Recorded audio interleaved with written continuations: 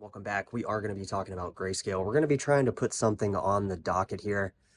Now, I did some videos the last couple of days. We were talking about LTCN, BCHG, obviously, GXLM, ZSCH, the Zcash Grayscale Trust. We've been talking about a lot of different things here on the channel. Now, what I want to try to zone in here over the next couple of days is it looks like there's going to be an increased volatility as early as tomorrow morning, guys, when the stocks open up tomorrow.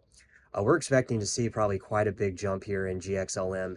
And what we need to keep an eye out for is last week, or I'm sorry, last couple days, perhaps we were talking as if the Grayscale volumes were starting to increase. Now, obviously, they're not monumentally growing like they were back in March. However, if we look at where they were like the 27th, the 25th of December, those were like yearly lows on some of these Grayscales, right? So XLM obviously has taken a jump up today. It's up 30% right now as we speak. And, it could potentially go higher.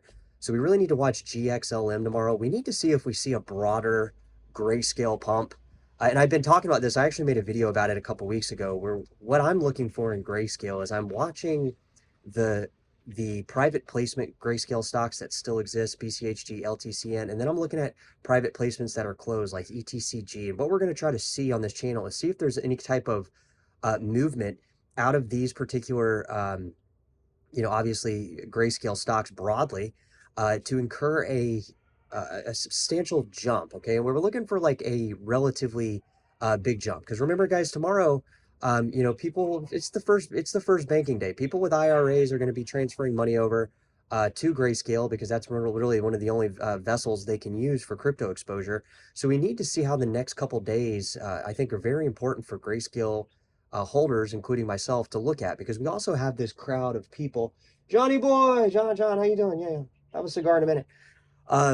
So we need to look at how these Grayscale stocks are going to perform over the next couple days, simply because if we look at the trajectories that they're currently on, we've seen dying volumes, we've seen volumes shrivel up, and then we've also seen an increased action around the native crypto prices, along with a group of people here, guys, that are trying to sell back where they bought in March. We've had several people, BCHG and LTCN specifically, reach out and specifically say that they're wanting to sell right when they hit March highs. Yet we're getting a huge crowd of people that bought in March, which does not make a lot of sense, guys. We are going to see Grayscale provide a lot of gains here soon if the current trajectory is in place. And what I mean by that, well, we have the inauguration. I believe it's the 20th of this month. Wouldn't that be a badass day or a badass couple weeks if we saw Grayscale and altcoins rally up to the inauguration date? This would show, and I think it would be very clear, that the crypto world is actually running the world behind the scenes. Maybe in not terms of like what everything is worth today, but where everything is going tomorrow.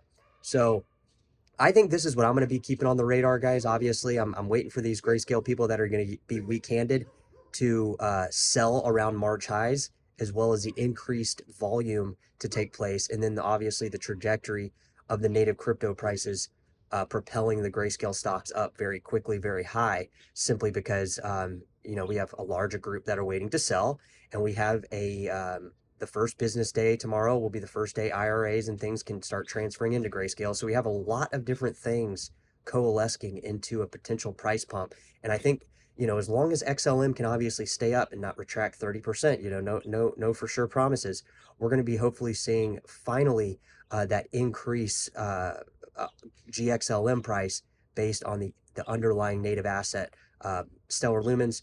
And then obviously we're hoping, nothing guaranteed, we're hoping that we see this broadly in other Grayscale stocks like BCHG, LTCN, and then we're comparing those gains to ETCG, obviously because the private placements are closed, right? We need to see how these private placements perform in a bull run, because it's something we haven't seen yet. So keep into the comments, guys. Let's see what happens tomorrow morning at market open.